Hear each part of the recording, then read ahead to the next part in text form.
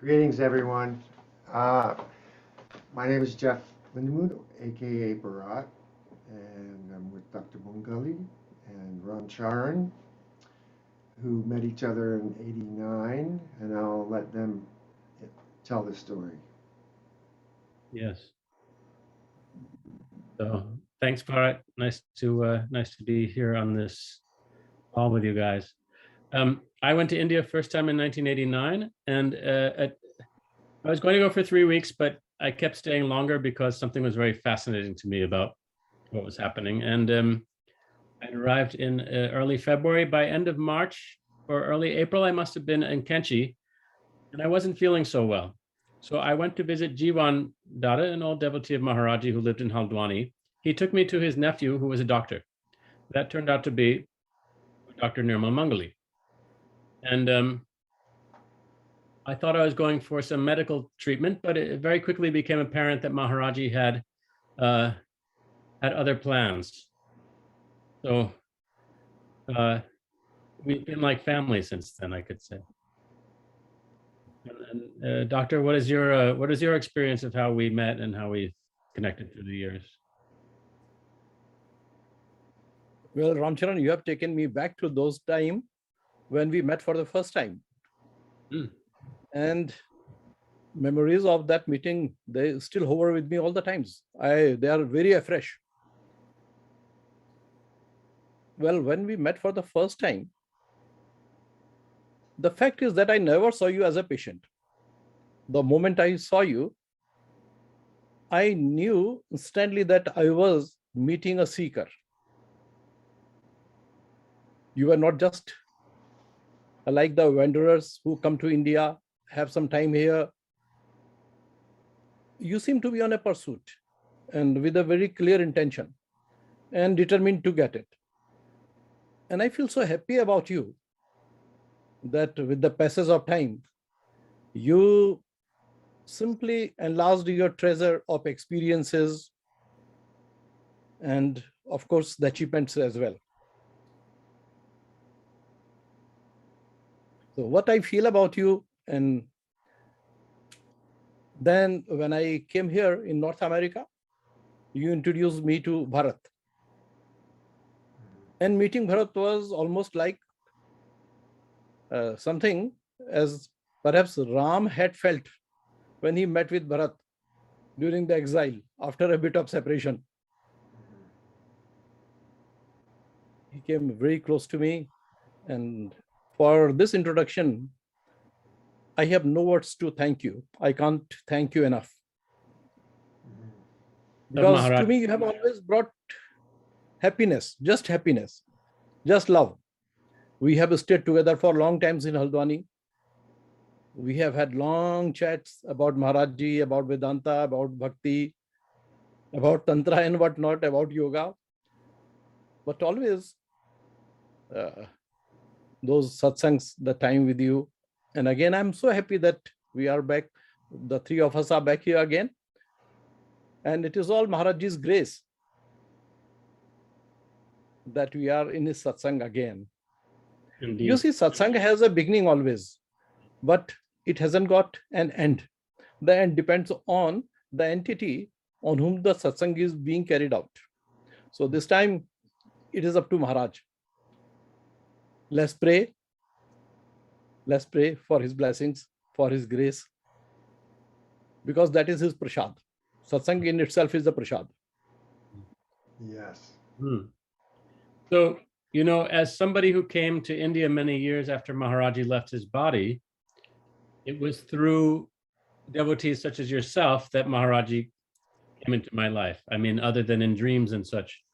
And I really would feel in going to your house, you know, you had that blanket. Maybe you can tell that story since we're talking, if you haven't already told Bar that story of how that blanket wound up in your puja room. But I would come from Kenchi or these places that are famously appreciated as places full of Maharaji's Shakti. And I would go into your temple room in your house and feel at least as strong as that in this simple house in Haldwani. Kind of like a private, Maharaji would give me private darshan in this room without the hordes and the hubbub in the ashrams. And, you know, I've always felt, and I'll just say now that really, I felt like you had your house with your many brothers and your one sister Jaya, and I always felt that one brother was born in America and came back to his home. Whenever I would come to your house, there was always such a feeling of coming home that I still, it defies comprehension. Well, you see, whatever you felt there, your perception in that room, in the house, and during the time we were together, it simply raises reverence for you because you were so sensitive. Because I have seen you many a times in that puja room in deep meditative state and bowing before that blanket you just mentioned.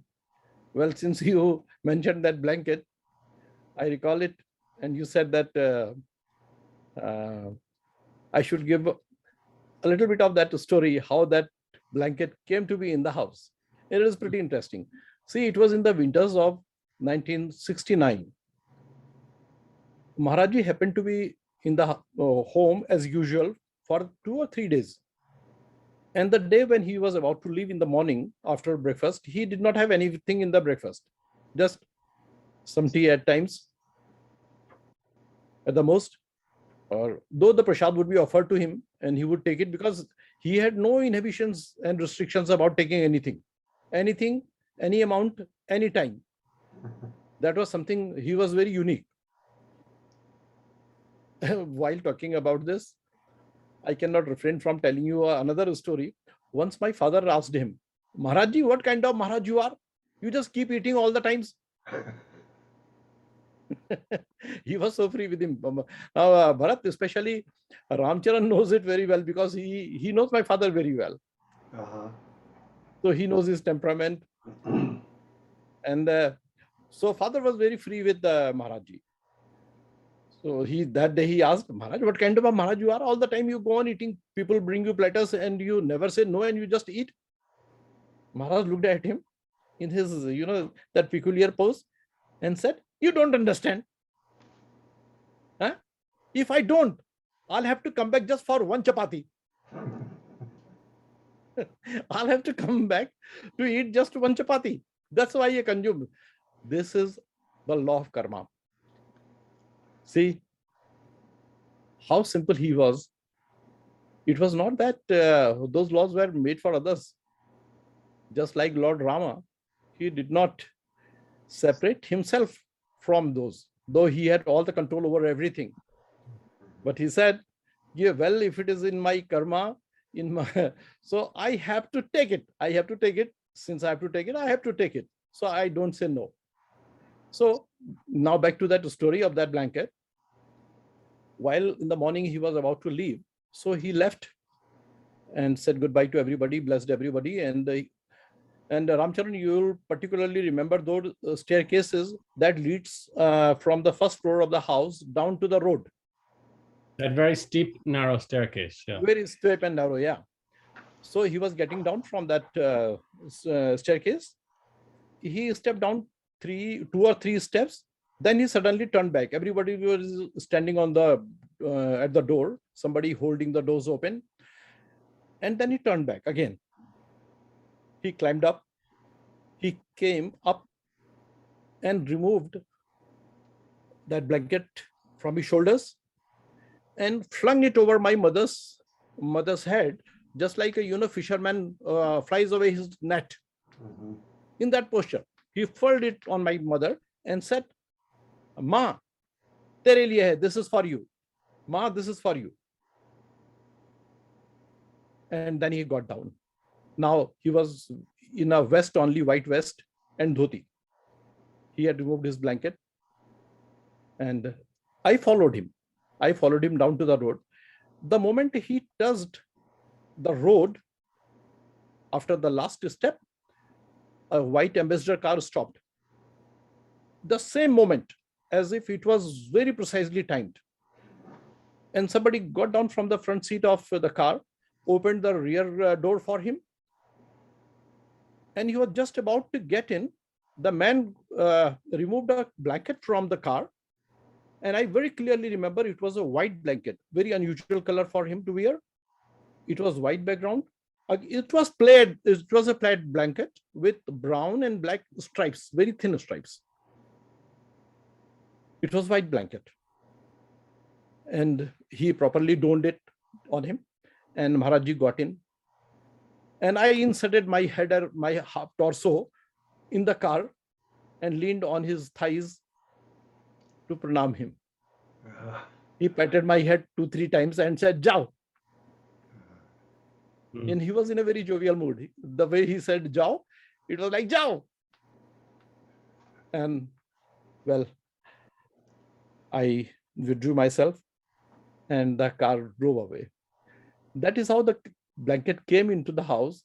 And strangely, we used it like any ordinary blanket for a long time. After many years, the blanket was with me in medical college as well. So after many years, when I had already started practicing in Haldwani, one day I asked my mother, "Ma, this blanket was given to you. It is such a great gift. It is invaluable gift. Huh? And we have been using it like any ordinary blanket." Then you know what she said? She said, "It was all Maharaj's will. Don't ever bother how we used it. So now what do you want to do with it?" I said, "What should we do with it?" She said, "Okay, I'll wash it with a soap nut. And then you place it under his picture on that small takhat that you have made in the puja room. And ever since, that blanket, that folded blanket now is there. It is always there. I can imagine it there." And just one day I was telling Bharat also about the blanket. At many a times I have felt that particular aroma that used to come while Maharaj used to be there. It was a very special aroma. It was a special scent. And I would describe it as something like the scent of a newborn baby smeared with Johnson baby powder. Yes. Huh? And a dab of perhaps sandalwood, and something that cannot be described as some very divine fragrance. It is such a mixture. And I was telling him that even you reported that to me. You said there is a special scent in the blanket. Yes, at times yet. Yeah. Now it looks miraculous, but for anybody who knows Maharajji very closely, for him this is not a matter of any surprise. It's not a miracle. Things happen with him anyway. Yeah. Well, I think for those who know Maharaji very closely, it's you could say everything is a miracle and nothing is a miracle, because the normal, what we think of as the laws of physics, don't apply. Oh, very rightly said. In the Air Force Academy in Hyderabad, Bhanu, you know, my younger brother, who was a pilot. So while he was undertaking at the Air Force Academy, he happened to notice a big poster on the wall in the academy, and it read, "According to principles of aerodynamics, a bumblebee cannot fly." According to principles of aerodynamics, a bumblebee cannot fly. Right. But the bumblebee does not know it, so it flies. Right. So that is it. So miracles are there. So long we don't understand them, they are miracle. When we know that the creator can create anything, let alone these small mundane things, so they are not miracles. They are casual happenings. Yes, for him they must be just jugglery. Just that. Yeah. But I think a question starts to emerge from the discussion of, really what is Maharaji's, what is he? What is his nature? And, I thought it would be interesting to look a bit at how he embodies the classic Siddha or saint of India. That India has this tradition of these beings who, there are different categories. There are Siddhas, there are Bhaktas, and really how Maharaji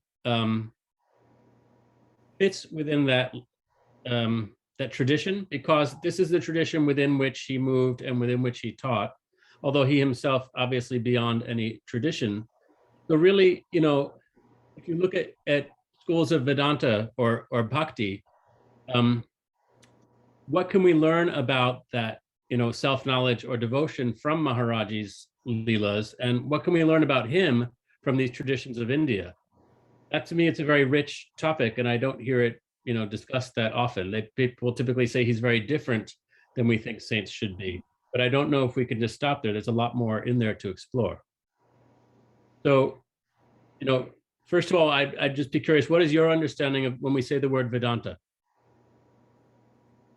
What does it mean to you? You started with about Maharajis as a saint and as a Siddha himself, right? Yes. So I don't find myself in a place to make more personal comment on that, because he is so vast, he is so multidimensional. It is just like trying to attempt to describe Krishna. What dimension of Krishna? The Bal Krishna, the Krishna of Bhagavad Gita, the Krishna of Vrindavan, the Krishna of Mahabharat. So many aspects of it. So is Maharaj. But what a saint says about other saint, that I'd like to tell you. Once I was sitting with a very revered saint, Maharaj, Sant Maharaj, Sevadasji Maharaj. Now, this Sevadasji Maharaj comes from the ancient tradition of saints, Vaishnavite sadhus. So that day, the topic, it just hovered to Neem Karoli Maharaj. And he said, aha, Neem Karoli, we must have had at least 4 kumbhs together, Kumbh Melas.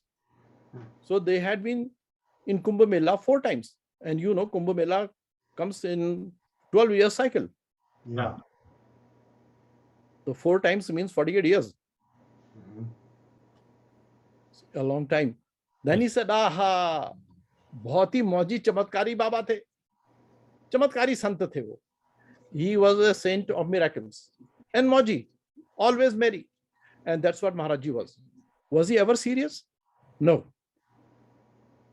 At times he appeared angry at someone, then everybody knew that he is faking anger. At which I don't think that he ever passed as a good actor while being angry. Everybody knew that he is faking anger, absolutely faking anger. He was always happy. He was always jovial. That is how I remember him.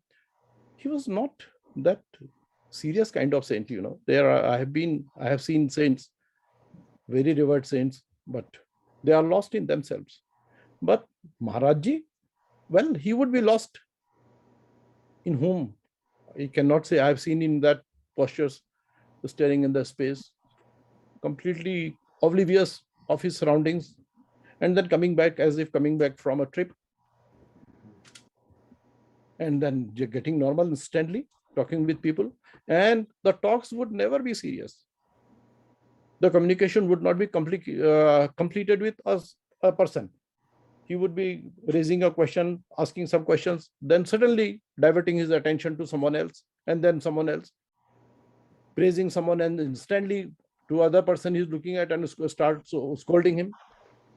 So in a way, being with him was such an experience that people would come, and most of the times what they would listen repeatedly were jao and jao and jao. People would get up, just walk around and come back and sit. Nobody wanted to leave him. He was that kind of a saint that he has such a pull. Guru words comes from the Guru words comes Gurutvakarsha, the gravitational force. Guru stands for the planet Jupiter also, Brahaspati. Is the biggest planet in our solar system. And it has such a big gravitational pull. And even the English word gravitation comes from the similar root, Guru, gravity. I didn't know that. So The translation as guru meaning literally remover of darkness, you don't agree with that, or it's just I do agree. I do agree. But his pull, that is his gravitational pull towards his devotees or to all those he loved, was so strong that people will be with him all the time, even after he left his body. In India, we don't say that the saint dies. Saint never dies. He simply changes his form. From non-manifest, he becomes a manifest, and then slithers back to non-manifest state. Simply that. So even after that, that is after 11th of September, 73, he appears to be almost with everybody all the times. More people than ever. Yeah, of course, and the number is ever increasing, is always growing. Even you say that you did not have the chance of meeting him while he was in body, but you never feel any deficiency. Yeah, it does not really matter. Does it matter? It doesn't matter. His presence is so potent. His presence is so potent. You don't see the planets, the distant planets, but their gravity means a lot for you. So is Maharajji. Well, a saint cannot be compared with other saint. They are unique in their own ways, and then in the core they are all the same. In the core they are the same. It is the outer seed. They look different in their speech, in their actions, in their way of living, in their what they do, what they did. But in the core they are all alike. It is the same too. Yeah, they're not even all alike. They're all literally the same. Literally the same, yeah. There's only one. But they are not alike. Just like, the different manifestations of gods. Yes. This is just the same, but different means different. A Devi is a Devi, Hanumanji is Hanumanji. Yes. So when we come across, when we recognize that by the presence and the grace of the Guru, we recognize, oh, the beingness, the foundational beingness of every being is this one. We recognize that in the form of the Guru, and that changes our perception, because then we recognize, this is also the nature in here, this is the nature in there, this is everybody's nature. This is a profound magic of particularly Maharajji's form, in that he it's not necessary to even have met him to have this experience by his grace. I wrote a list of questions, and they seem rather irrelevant at this point. I do have a question though for you. I don't know if I really spoke with you ever about this. Yes. As you lived your life, you've told many stories of Maharajji and things that happened for you. But I'm curious, I do want to know kind of how Maharajji's, in your experience, you've been with him since literally you were born. How are you aware that he's impacted your spiritual growth? How did you experience that inwardly? I've never really heard you speak about that. You've told stories of what happened, but I've never heard you talk about your inner experience and what that unfoldment or evolution was like through Maharajji's grace. Can you speak about it? Good question.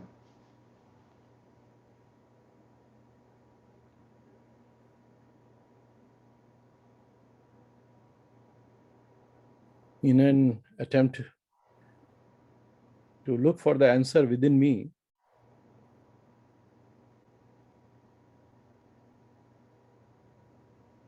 it takes me back to the very moment when he touched me for the first time. For everybody who has ever come in contact with Maharajji, anytime or every time, nobody would ever forget, can never forget meeting with him. And especially the first meeting with Maharajji. Many of devotees, even say, for that matter, just think of Ramdas ji, his first meeting with Maharajji. And like his meetings with Maharajji, so many other devotees' meetings with Maharajji. There was my first meeting with him as well, of which I don't remember anything, but I know everything in great details. I know so much of it without having remembered anything of it, that as if it happened just now, let alone an interlude of so many years, more than 70 years, 7 decades past.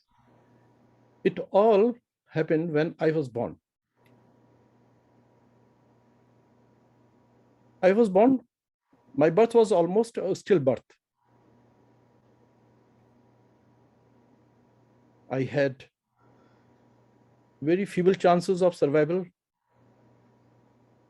My body showed very weak presence of life rather.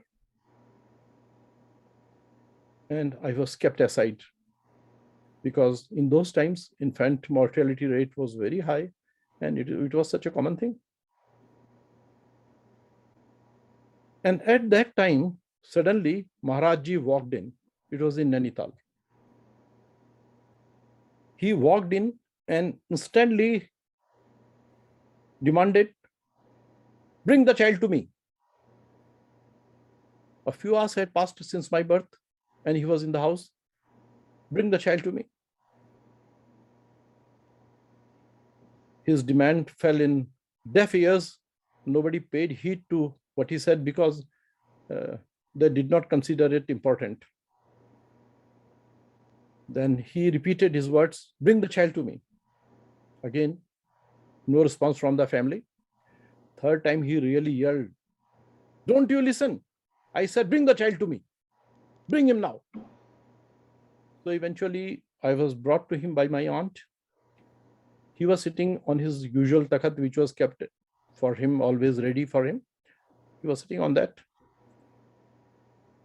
And I was put on the floor right before him. And he extended his right foot and he said to have touched my lips with his great toe, on which I immediately started suckling on. As I suckled on his great toe, he leaned down, lifted me up in his lap. See, I had nothing since my birth. It was his toe that I suckled on for the first time. I had not passed urine even. It was in his lap that I passed urine. I urinated on his lap, imagine.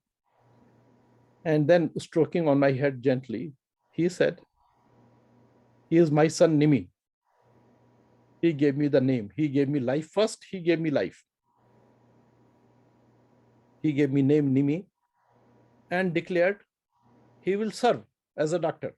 He will become a doctor and serve. He is my son. That is all I know of the first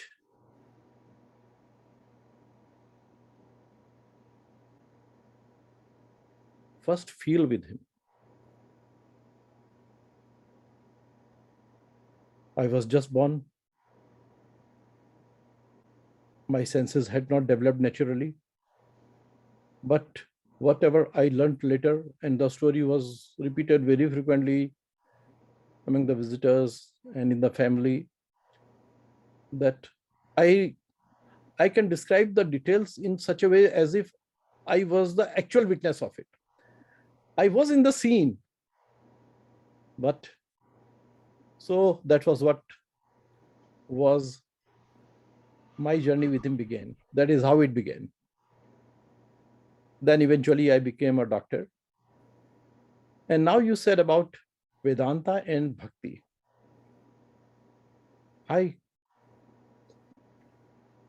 It would be so difficult for me, especially how it influenced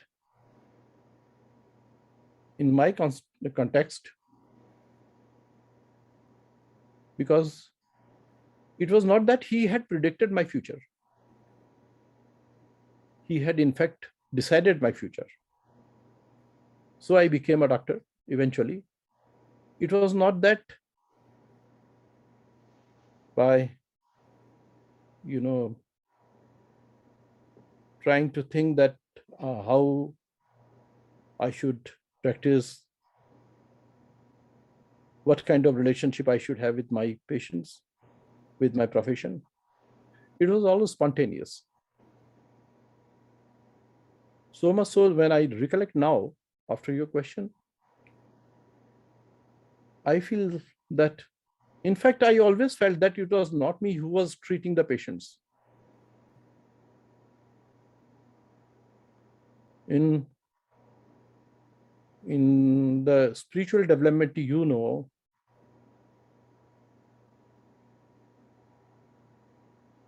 things spontaneously happen. That cannot be explained scientifically, logically, or rationally. And in the end, what you conclude is that it is divine intervention. But things do happen. So I have witnessed many such happenings while working in the clinic, while he was curing, he was treating. I was merely distributing his prasad in the form of medicines on his behalf. It was his prasad. It was his diagnosis. Yeah. It was his will. Having sat with you many times in your clinic, and we would sit and have satsang, somebody would come in, you would check their pulse, check their vitals, scribble something and hand it to them without looking, and we'd just continue having satsang. And it would go on for hours like that. Yes, it was like that, undoubtedly. It was like that.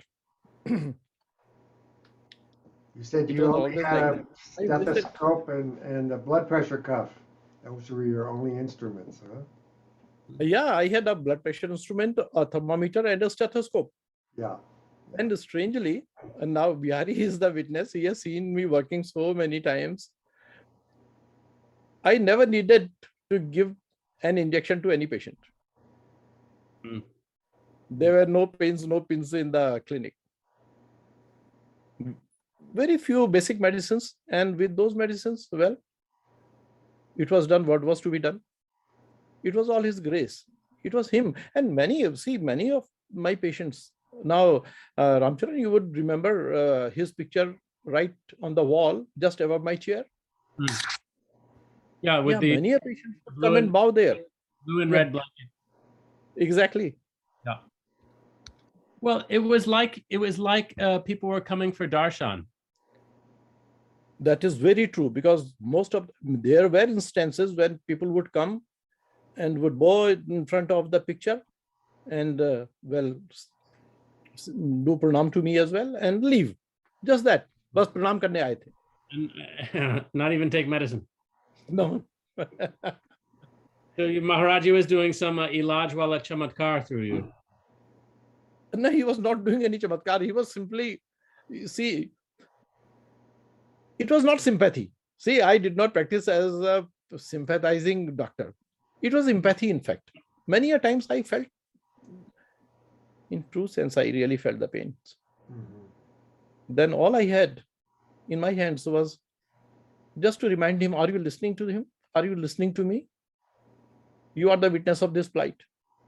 I know you will help him. And the miracles happen. They continue to happen anyway. Since he wrote my destiny to serve, he very well took care of it, that it is carried out properly. So the burden was never on my shoulder. That was the beauty of it. I was never ever burdened. I never felt burdened with anything that could make me feel that I was doing it. I was free of any burden. He was doing it. Yeah. I was simply enjoying the credit. I'm thinking, coming back to your story of literally how Maharaji gave you life, what an auspicious birth you've taken. I mean, for most of us, and most of us who come to Maharaji, we experience a time of separation, a time of longing, a time of crying out, in the wilderness. And you were born at his feet, literally. He gave you life right after you were born. This is again, quite an extraordinary karma. Yes, to never know life without him. No, I would not have. I would not have. And strangely, you were mentioning about the saints of India. Once I met with a very famous saint. It was my first meeting with him. The moment he came near, I was in the room. I was waiting for him in the room. And as he entered the room, I got up to meet him on the doorway. As I reached the threshold where he was standing, he was entering the room. He flung his arms open. And as I was touching his feet, he held me by my shoulder, pulled me up, and took me in his embrace. He was, he was a tall fellow, very well built, very handsome person. I was in his embrace, and he was leaning over my ear. In the embrace, he whispered in my ear, "अरे तुझे क्या चिंता? तुझ पर तो नीम करौली की कृपा है. Why you have to worry? There is nothing for you to worry about. You have the grace and blessing of Neem Karoli." I was stunned. At that moment, I simply had no reason to remember Maharajji. And that is what he whispered in my ear. And those were his first words with me, though that continued for a long time until his death. But this is what he said. And it was my first meeting with him. And naturally, he had known it in his own way of the saints. Nothing is hidden from them. Simply, nothing is hidden from them. Yeah.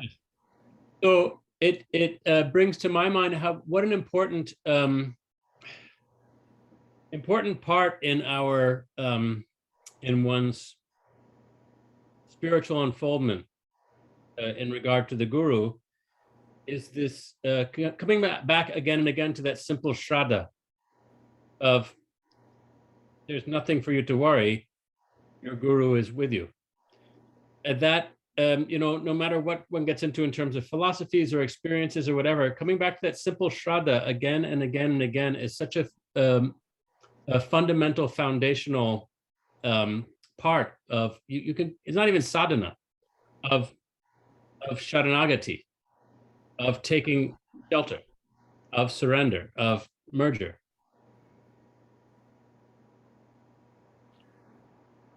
See, that is what bhakti is. Yes. When the you is not in you, that is what bhakti is, simply. What I feel.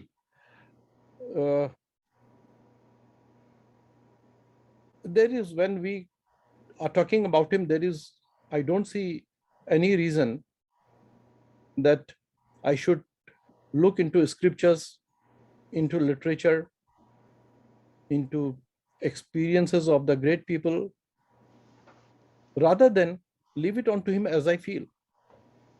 Just my feeling. They don't need any verification from any other source. Just that. To me, bhakti is simply if you forget yourself, what remains in you is bhakti. It is exactly what really happens with him. You have not seen Maharajji in physical body, but I don't see in any way that your feelings about him are in any way different from others. None. Absolutely none. Just the same.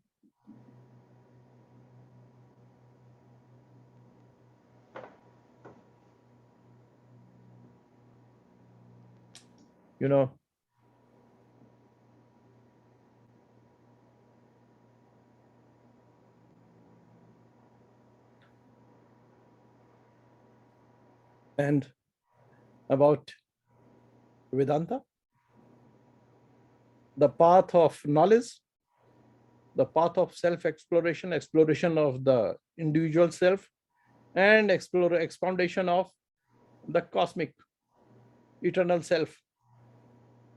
Jeev, Jagat, Maya.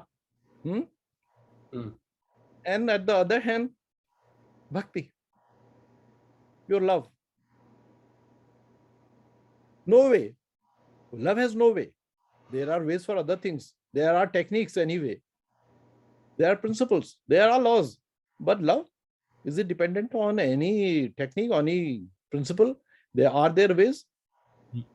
This is way of the sky. On the contrary. After all, even birds are on flight. They don't leave behind any path. But they do fly. They migrate from one end of the earth to other. That has been going on for millenniums without any path. What kind of path is that? The path without path. That is love is. I tell you two things from, suddenly I remember, Maharaj Ji is about now, mentioning about Vedanta and Bhakti. In early 60s,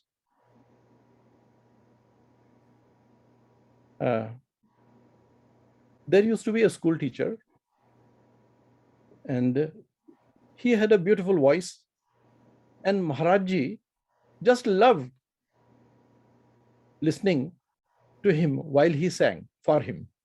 And he used to sing Ras Khan, the compositions of Ras Khan, and Maharaj Ji loved them. One day, it was in actually Jivan Chacha's house in Haldwani during the winters. One person had come with a book, and he was he was trying to impress Maharaj Ji with something, or he said, Maharaj Ji, I have been studying this book. This is Vivek Chudamani. Shankaracharya. Vivek Chudamani. Can you tell me something about it? Maharaj Ji looked at him and his expressions changed. And, he almost scolded him. He said, Gyan kitab se nahi, sadhana se hota hai. And he dismissed him. Jao. Gyan kitab se nahi. The, knowledge does not come from, wisdom does not come from book. It comes from sadhana, from practice. And he dismissed him. And while he was talking, he was trying to raise the topic of Vedanta by referring to Vivek Chudamani, which is considered a a standard documentation, a practical guide on Vedanta philosophy. And this is how Maharaj Ji dismissed him. And after that, he asked that teacher, he had been my teacher as well, Kuch sunao. Just to change his mood, he said, Kuch sunao. And you know what he sang? And he started singing. He sang Nirvan. Nirvan Shatak. Yes. Which I've Mano, always, yes, you and your brothers always sing that in your house. Yeah. It always, somehow it sends some, divine vibration. Such vibrations. And it feels like that I'm so much near to him. Mano buddhi hankar chittani naham. And he sang, and Maharaj Ji was in tears. The tears did not stop all through. Nirvana Shatakam is a pretty long singing. And he just wept and wept. He was really crying. And in the end, he started sobbing. See, his very strange. Well, though there was nothing that could be said to be strange about him. One subject pertaining to Vedanta, and he dismisses a person who brings in the book and who brings the song. who brings in the music, who brings in the devotion. And there he melts. Because he was weeping for the bhav. And even though the meaning of Nirvana Shtakam is very gyan, if you just look at the words, I would imagine, my understanding, that person was singing with so much bhav, with so much devotion, that moved Maharaji, that had him in tears. You make a good distinction there, because many people think of Vedanta or scriptures as ways to reach something. How did Maharaji say it? That you don't get it through scriptures. Gyan doesn't come from reading; it comes from practice. So, but if you don't look at it that way, if you look at it as pointers to stimulate your love for the divine, it's another way to go about approaching a lot of these various scriptures. I mean, in the ashrams they sing the Guru Gita, for instance. Exactly. They don't sit down and study it. They say, sing it to Maharaj. Of course, Mataji used to say to me, yes, you need to understand this, what you're singing. But the point was to use it as an expression and to stimulate our bhav. And sometimes the meanings of these scriptures or these shlokas, it makes us wonder, because they're rather fantastic meanings. It stimulates our curiosity, our interest in what does this mean? What is this telling about Maharaj? Not that in and of itself it gives gyan, but that it increases the bhakti. Yeah, it does. Eventually, they all merge. Gyan and karma, the karma yoga, they merge with bhakti in the end. They what? Without bhakti, they are dry. Yes. Huh? Without bhakti, they're meaningless. Yes. That is Ishwar Pranidhan. That is eventually surrendering it to this cannot be completed without surrendering it to whatever you have done, whatever you have felt, whatever you have experienced. Eventually that has got to be surrendered to the Lord and free yourself. That is Nirvikalpa. From Savikalpa you come to Nirvikalpa. That is what the Nirvikalpa is. Without words. Where are the words lost? They can be lost only when they are surrendered. Surrender to whom? That is bhakti. It is realized in the end. And in the bhakti, you begin with that. Just that is the only difference, because in Gyan Marga, there are certain prerequisites. You have to qualify. Even the Brahma Sutra, they start with Athato Brahma Jigyasa. Now means how? Just think of a book that begins with a now. That means that something else was being dealt with before this? No, this is how it begins. If you have qualified now, only then. That is why Maharaj scolded that person that day. Have you come with me the prerequisites? Are you the right person to talk about it? Yes, otherwise don't read it. Yes. Otherwise don't read it. The same question comes in Ashtavakra Gita as well. Ashtavakra, while when his father had, Ashtavakra was a very famous story. Yes. His body was bent at 8 points in his body. There was bent. So he had a very deformed body, and that was out of the curse of his own father. The father has cursed while he was in his mother's womb.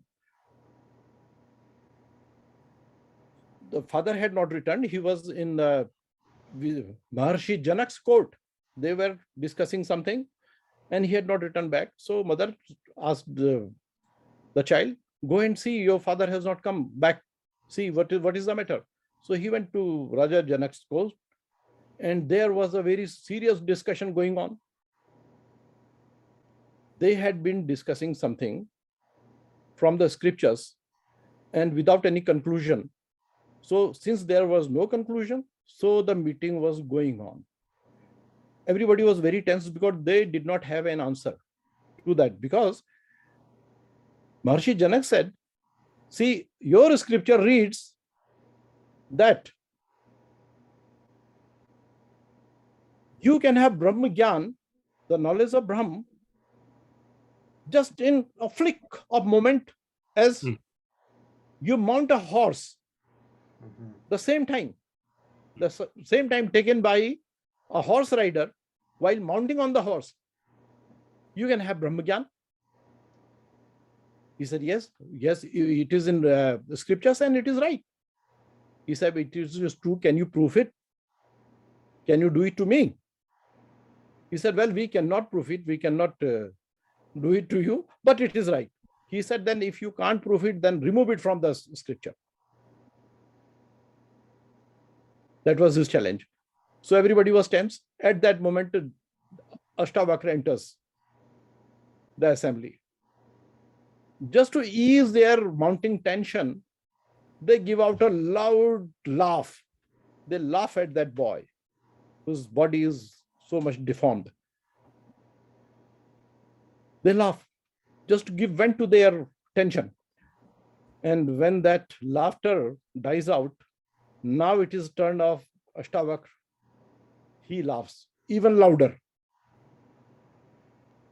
Everybody was taken aback.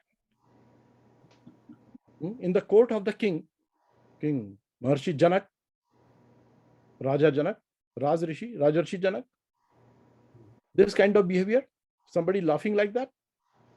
Then Janak asked him, well, child, the reason of their laughter is understandable. They were laughing at you. But what was the reason of your laughter? He said, the reason of my laughter? Compare it with them.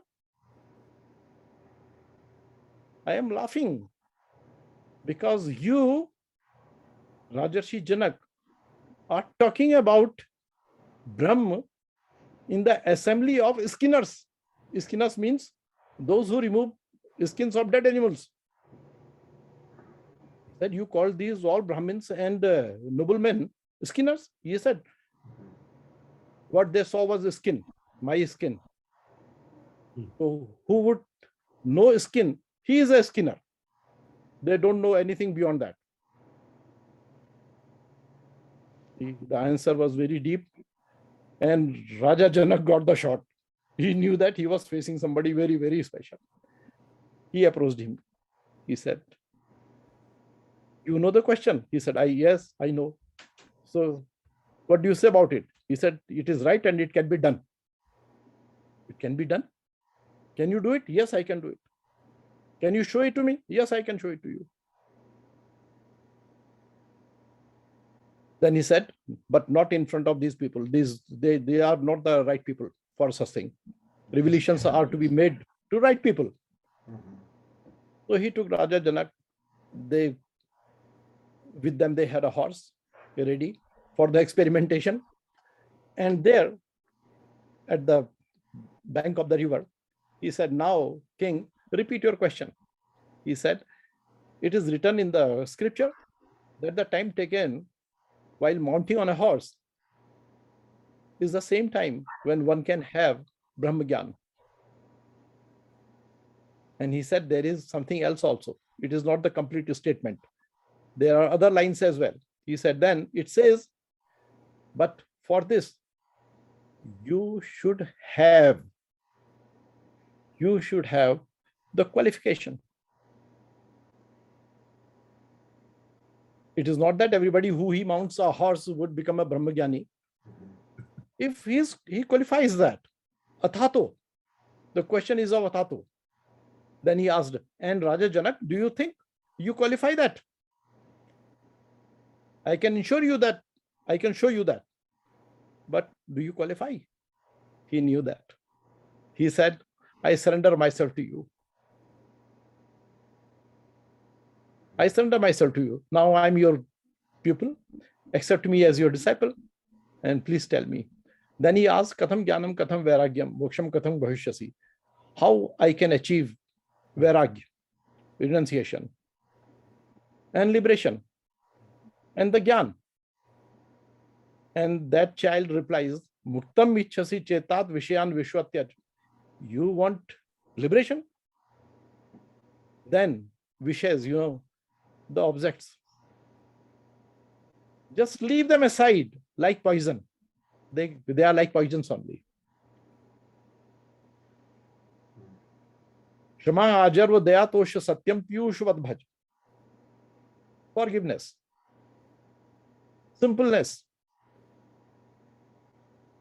Mercy.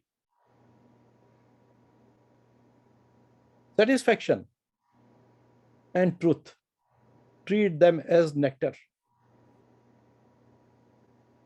Yadi deham prathikotta chiti vishram tishtasi. If you separate yourself from your body, just for a moment, separate yourself from the body, then again, the Jal Prakriti and Brahma, Jal Sharir, Prakriti, and the eternal Brahma. Separate your real form from your body. Chiti Vishram Tishtasi. Adhunev Sukhi Shant Bandhu Mukto Vahishasi. Instantly, you will be in peace. Sukhi. Shant. You will be happy. You will be in peace. And you will be beyond any shackles. You will be freed of all shackles. Simple thing. So Maharajji did exactly that. You know, you just imagine a scene, Maharajji sitting in the veranda of Kanchi, surrounded by that group of all devotees. And that crowd is mixed crowd. Local people from different parts of India, from abroad, so many Westerners, everybody. Now, why? Why surround a man? Why surround Maharajji? What for?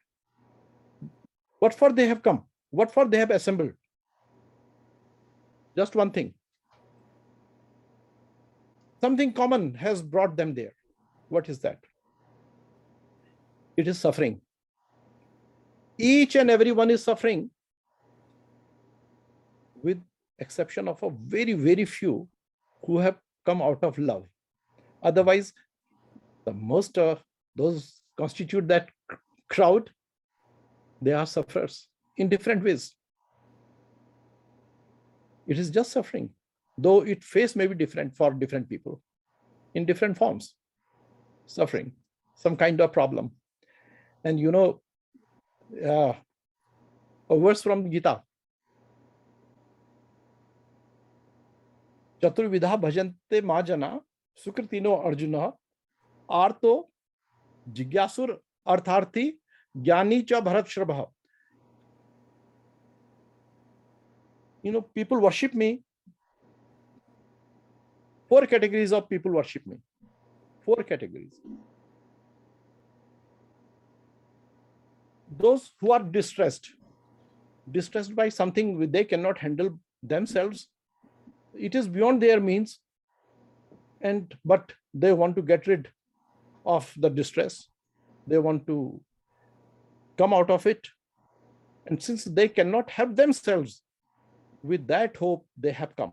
So that is the category of those arth people, those distressed people, right? Now, this is the description of the devotees surrounding Maharajji. Jigyasu, some people are inquisitive, full of questions. They want to know. Wanting to know is one thing, and experiencing it, taking all the risk to experience it. You are asking about the poison, so you read the whole chemistry of poison and about it. But the real thing is that, can you dare to put it on your tongue? That would be the real knowing about the poison. So Jigyasu means just inquisitive people. Artharthi, those who have some demands, desirous people. They have desires, worldly desires to get rid of something, desire to own something, desire to change a situation for them. And they believe, they have trust, they have faith that this man can do it. So the 3rd category of the people who have come with certain desires. And the 4th category is the Gyanis, the true seekers. They don't even ask, because Maharajji used to say, I don't make disciples, I make devotees. मैं चेला नहीं भक्त बनाता हूं. What is bhakt? And what is the difference between a disciple and a bhakt? Bhakt is mad in love, simply. He has nothing to learn. He has no demand. He is dissolving himself. He does not really exist in a way. But disciple, on the other hand, exists very much. He has his own existence and has come with a clear intention that what I do not know, this fellow knows, the guru knows. And my purpose of coming to him is to learn that, to know that. So I have questions and he has the answer. So those are the disciples, Chela. And Bhakt, no, we have no question. Just looking at you is enough. We are in love. When you are in deep love, you have nothing to say. You plan a lot when I come near to my lover. I come near to my love. I'll say this and that. And the moment they are drawn closer, the eyes shut. The tongue freezes. There is nothing to say, nothing to listen to. This is what the true relationship with Maharaj Ji used to be for some people. They were the relationship of the Bhakta. It does not really matter what the Bhakti Shastra, Narad Bhakti Sutra or Shandilya says about it. Athato Bhakti Vyakhya Sam. Tat Asmin Param Prem Rupa. Amrit Sarupacha. Okay, that may be a literary description of it. But the taste, as Maharaj Ji said, see, Gyan is not in the book. Of course, it is in the book. It is in the book. But it is almost like a recipe book. Yes. The food is not in the recipe book. Yes, the whole process is there. Yes. I see these sort of books as it's like a guidebook. If you go to Paris and you have a book about Paris, it's very useful. That's why he said tapasya. And you have a book about Paris, it's useless. So in a way, when you spoke, say, the story of Ashtavakra and King Janak, it is just a teaching of how to surrender in the moment. How you can almost say that this is a way that you can see, okay, get rid of the feeling I'm the body, get rid of the feeling I'm the mind, and surrender into the nothingness. Maharaji, it seems, you said he did do these, he still does it. He simply removes our identification. We surrender, exactly. There's very nothing. True. Very, yeah. It's done. Totally agree with you. And at that point, we can say you don't need any scriptures because you're tasting that taste already. Why you have to, you don't seek for anything more at that point. Just that when we speak about these things, the taste comes, the energy comes. This is why we have satsang. Just to, very true. Very. It opens a portal and amplifies what is always here. But as we focus on these things, somehow his Shakti takes over. Yes. It is very true. The first time going to India, we would sit and talk about Maharaji with old devotees. I thought, what is going with these people? They never talk about scriptures. They never talk about spiritual things. Simply they talk about Maharaji went here, Maharaji did that, Maharaji met this person. But I would find myself after a few weeks of this, I couldn't get enough of it. I would sit with Dada or the old devotees, Sharmaji or Dharmnarayan, and I didn't even want any spiritual knowledge anymore. I just said, this is better than any scriptures I've ever read. Yeah. And I'll share with you something I told you, and maybe you can say something about this. I told you that story. I love it. Of I took somebody, she's more of a Gyan teacher. I took her to meet Ramdas. And Ramdas asked her, she was from Ramana Maharshi's lineage. Right. Ramdas asked her, what did your guru teach? She said, my guru was such that he said there's no teaching. Very good. She asked Ramdas, what did your guru teach? And Ramdas said, he would ask, how much does squash cost in America?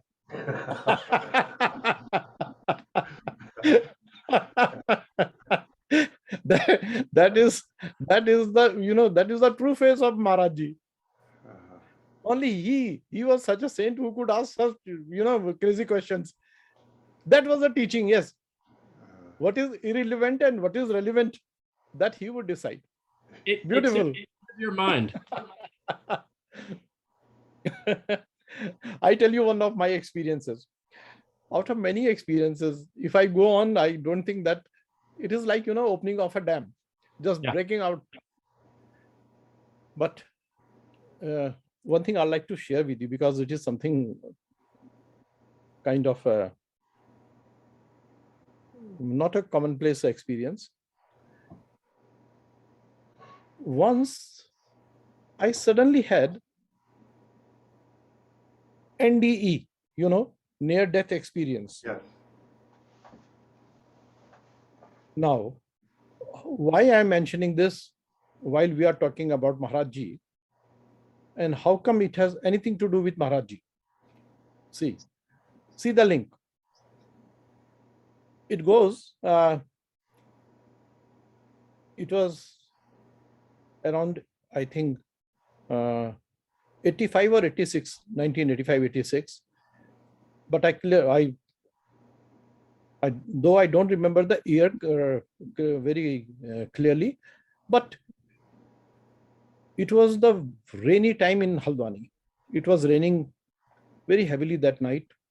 I was all alone in the ground floor room. You are familiar with that dark room without a window. Yes. Underneath the stairs, right? Yes. Underneath Amma's room, okay, the first floor. That room was my bedroom at that time. And the rest of the family, my children and wife, they were at Nainital. I was all alone by myself with a servant. Everyone else was in Nainital. That night, in the daytime, I had gone to meet one of my friends. He was a doctor there in Haldwani. And his brother had opened an agency of Bombay dyeing clothes, Depris. So while I was just about to leave his clinic, his brother handed over me a packet. Doctor Sahab, this is for you. It was a packet that contained bed sheets, a pair of bed sheets. So when I came home, I spread those new bed sheets on that bed. They were light lilac color and plain bed sheets. And after that, I opened the issue of Reader's Digest. And I was very fond of reading that book condensed that used to come in Reader's Digest. That day it was the Twilight Seas, a whale's story. A whale traveling with, a mother whale traveling with her calf, right? Making a journey in the oceans. I was reading that. It is a beautiful story.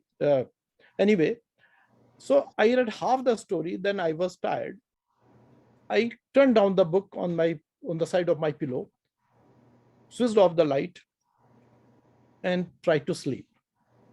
Somehow I could not sleep. Then after some time, I decided to switch on the light and continue to read. As I was about to resume readings, so in that attempt, I turned on the bed. I was on my stomach, flat side, and I was searching in the darkness. I was groping for that bed switch to switch on the light. That very moment, suddenly, I don't know what happened. Then I saw myself lying on the bed. I was lying on the bed. I was seeing myself, my whole body was lying on the bed, and I was seeing the whole body at the same time. I could see my front, my chest side, while I was looking at my back also, as if I was transparent. However, I was not transparent. I was very much solid. It was not that I was seeing through the body. I was seeing the body from all aspects. Do you understand now? It's very difficult to put in words because our vision is, three-dimensional, just that. Yeah. It was a different dimension of vision. I was seeing the top of my head. At the same time, I was able to see my souls also. As if I was inspecting my body with 1,000 eyes. It was almost like, for Brahma, you say he sees with 1,000 eyes. 1,000 eyes. Where were those eyes? Where was I? Who could see? Who could have such a, indescribable vision, seeing an object from all aspects? There was no under, there was no over, there was no sides. And besides, now, this was the macroscopic view. But the microscopic view, I was seeing the pores of my skin, each pore of my skin. And I was seeing it as like, deep wells lined with bricks, cells lining those pores. Imagine. No matter how many words I used to describe it, the story would not be complete. But just my best effort to make it understandable. I was seeing each pore microscopically to that extent that I was seeing my each cell. And then suddenly I was overcome with fear. At that moment, I realized that I was out of my body. Suddenly I was out of my body and I was overcome with fear. Can I get in? I don't know what happened next. When I regained consciousness after that, I don't know what was the interlude of time between where the last moment I remember and when I regained it, I don't know. But when I regained, I was unable to move my limbs. I was absolutely unable to move. It felt like being a body without a skeleton. Just a lump of, dough, just that. I could not move my finger even.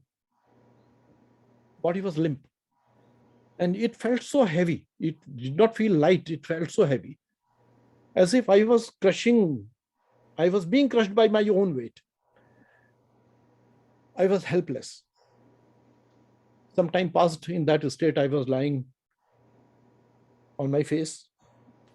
But after some time, somehow I managed to catch hold of my one hand with other and slither it towards the bed switch. I switched on the light somehow. And gradually, I could manage to move my body very gradually. When I could manage to sit, I sat on the bed and I realized I was covered with my own sweat. And my profuse sweating had left a mark on the bed sheet. I mentioned that bed sheet because it was a new bed sheet and right. I spread it on the bed without having it washed. So there was a mark as if I had come right out of the shower.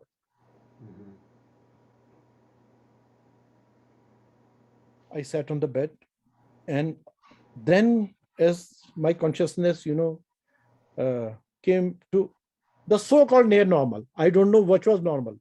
It was normal before or it was normal after that. It's difficult to say, but it has suddenly I felt that I was floating on the air, like in the air, like a balloon. Then I thought that it was, a psychological phenomenon. To check it, I shoved my hand under my lap. I was squatting on the bed. So I was very much on the bed. I was not floating at all. It was a kind of feeling that I was floating. I was not floating anyway. But for another maybe half hour or more, I sat in a state of trance. I was completely devoid of thoughts.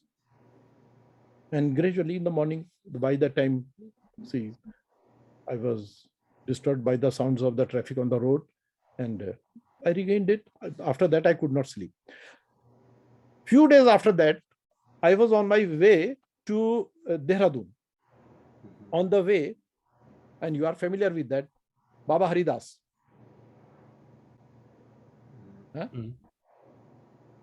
St. Madonna, California. Right.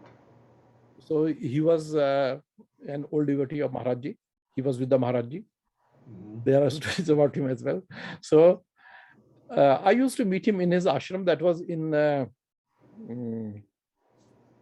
that is 8 kilometers before Haridwar. How come I am unable to recollect the name? Anyway, so it is 8 kilometers before Haridwar. And he had built an ashram after that earthquake of Uttarkashi. He created it as a, shelter home for those babies and made orphanage. And I used to meet him on my way to Dehradun, where I frequently used to go. So every time, whenever I'll meet him, what he would do, he would just take out the slate. He always had a slate hanging from his neck. Yes, he was moaning. He would not talk. Yeah, he would write whatever small messages. So he wrote down in Hindi on the slate, sadhan kaisa chal raha, how your sadhana is going on. So I smiled, I said, Maharaj, I don't know what sadhana, but I had a very crazy experience. He said, tell me. So I told him that. He listened to me very seriously, very carefully, with full attention. And in the end, then again, he took out his chalkboard and started writing on it. And he wrote, Sanskar, Smriti, Samay, Sadhana, or Samay ke Sangyog se. That is, sanskars, that accumulated imprints. The psychological and the experience of your experiences, those imprints are called sanskar. Sanskar, samay, time, sadhana, your practices, smriti, memory, ke sangyog se, with accumulation of these put together, it is possible. So if you continue to practice, you can have these experience at your will. Then I told him, Maharaj, I was not trying anything for such a happening to occur to me. So I left. I was not convinced with what he said. Now, what was important after that, when I returned from there, I met with Jivan Baba, my uncle Jivan Baba. And I had to give him the message that Baba Haridas Harda, we used to call him, had given for him. So I went to meet Jivan Chacha, and we were sitting right in front of that temple, Maharaj's temple. There I delivered his message to him, and then in the end I told him about my story. By that time, I think that it was a kind of egoistical narration that something very special had happened to me. I narrated the whole story to him, and he also listened it very carefully, very seriously. And in the end, I asked him, Chacha, how did it happen? At that question, he busted out in a fit of anger. He said, you ask how it happened. This is his game. It is his kripa. Sab Maharaj ka khel hai. Unki kripa hai. Kripa ahetuk hoti hai. It has no reason. It is unreasonable to ask such a question. Just enjoy it. He himself had been in deep samadhi many a times in presence of Maharaj. He would go into deep state of samadhi, and then Maharaj would say, Jivan mar gaya hai. Jivan is dead. Throw him out. Throw him out. And his body would be stiff. He would be in a sitting posture, or he would be half reclining on the floor. And people would just pick him up, his stiff body, and put him in a room. And after some time, people would insist, Maharajji, it has been quite some time now, please bring him back to life. Then Maharajji would say, okay, let him die. In the end, he would just rise up and get up and cover him with his blanket. And people used to say that he would put his finger in his mouth and pull out his tongue, and he would come back to consciousness. So that is an experience. So since Jivan Chacha said that was again a game of Maharajji, it was his play, and it was his grace that you had this experience, just take it just like that. Don't argue about it. Don't think about it. Don't try to analyze it. Enjoy it. You enjoy it. If you get a prasad, don't ask how it is made. It is not a recipe. Mm-hmm. Well, in looking for an explanation, it's just for our mind. It's actually unnecessary and meaningless.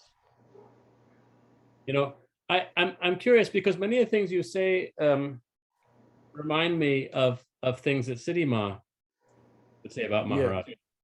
And I'm curious, for myself, and I know for Bharat also, having not met Maharaji in form, a big part of our receiving Maharaji was through mother. Yes. she seemed to somehow embody his Shakti to be a vehicle for him. I'm wondering if, this may be require more time than we have now, but if you can speak for a few minutes about your experience with Mother and how you see her relationship to Maharaji.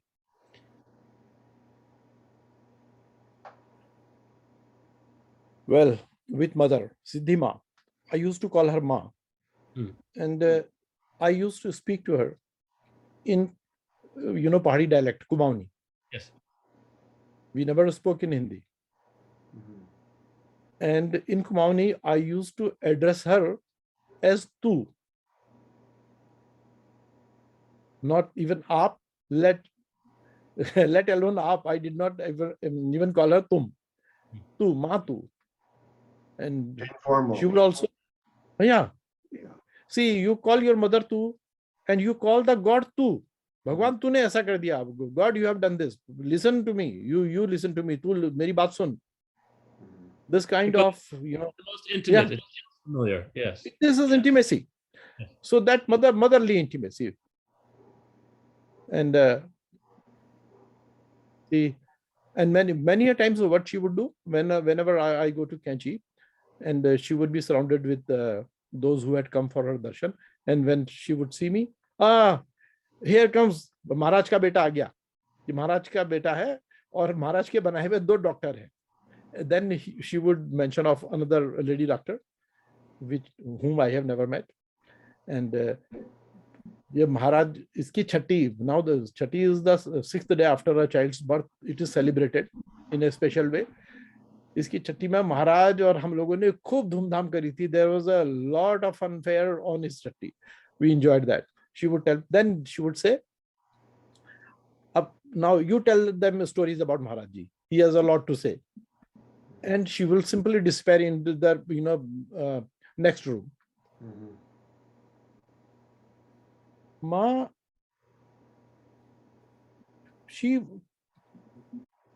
I remember her almost like my own mother. What kind of reverence you have towards your own mother? The kind of, you don't even call it trust. It is very much natural. It is rather biological. You don't have a thought. You simply have love. And you always know that if it is talked about love between mother and a child, see, there are 2 people connected with that love, a child and a mother. Then whose love is greater? A child's love or mother's love? It is always mother's love. It is always mother's love. That care, that concern, that love is immeasurable simply.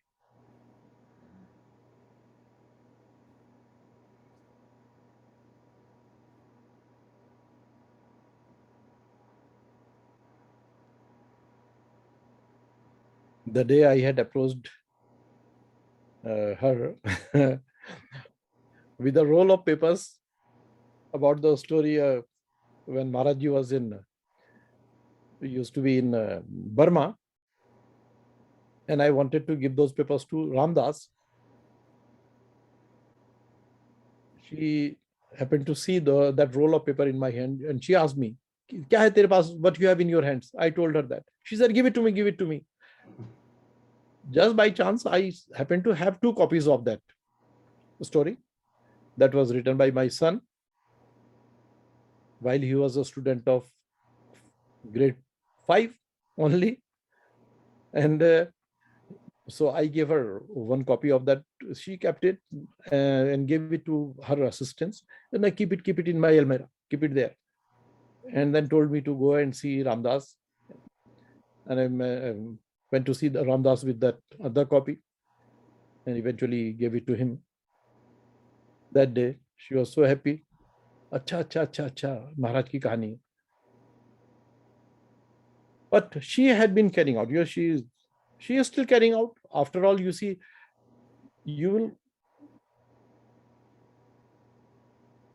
India is full of temples, but Kachi in itself is a different kind of temple in a way.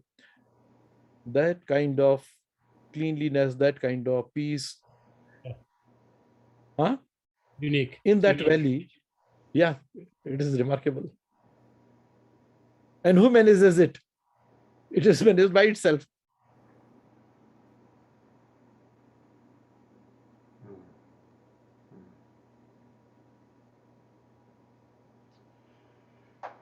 I was there recently, and it's become very popular now. It's not in the last couple of years. It's full of hotels around the ashram and hundreds of people. The face of the valley has changed. Yes. And yet, I've never seen it that you'll have a couple of hundred people go in. Typically, there's a lot of hubbub in these ashrams and temples when visitors are coming. Everybody who goes in there, they fall silent and they sit down and they're either meditating or doing puja. Hundreds of people. Exactly. Just spontaneous. I've never seen it anywhere in India like this. This is really, when you talk about the Maharaj's Leela. It's absolutely incredible. It is absolutely incredible about that ashram. And his presence is, even you can't compare these things, but as very much as powerful as ever. No, see, his presence or the so-called physical absence has made no difference. No difference. No difference. Yet his body, having been in that place, it seems to have really charged it up with his Shakti. That's something that was invested in that temple. The same blanket is there as well, on the takat, yes, the same blanket. Yeah. Many, you said something about mother. I was just reminded of one small vignette. I was sitting with her and one American devotee, and this American woman was there with her daughter, small daughter, 5-6 years, and the daughter whispered something in her mother's ears. It was just the three of us with Siddhi Ma, and Ma said to the mother, "Kya puchte?" What's she asking? And the girl had asked, "How many children does Siddhi Ma have?" That was the question. And Ma said, "Sab mere bache." Sab mere bache. All are my children. All are my children. Was sundar. Correct. When Siddhi Ma's mother was not keeping well during her last few days, one day Jivan Chacha came to me. Siddhi Ma has asked for you to come. So I went to see mother's mother, Siddhi Ma's mother. Yes. To see her in Kachi. I was taken to her room. She had refused to see any doctor. But when I followed Siddhi Ma to her room, she was really happy to see me. And she, signed towards me, "Come, sit here on the bed." So I sat on the bed. I did not sit on the chair by the bedside. She gestured me to sit on the bed by her side. I sat there. So I held her pulse. I knew that it was not a disease. It was time of departure.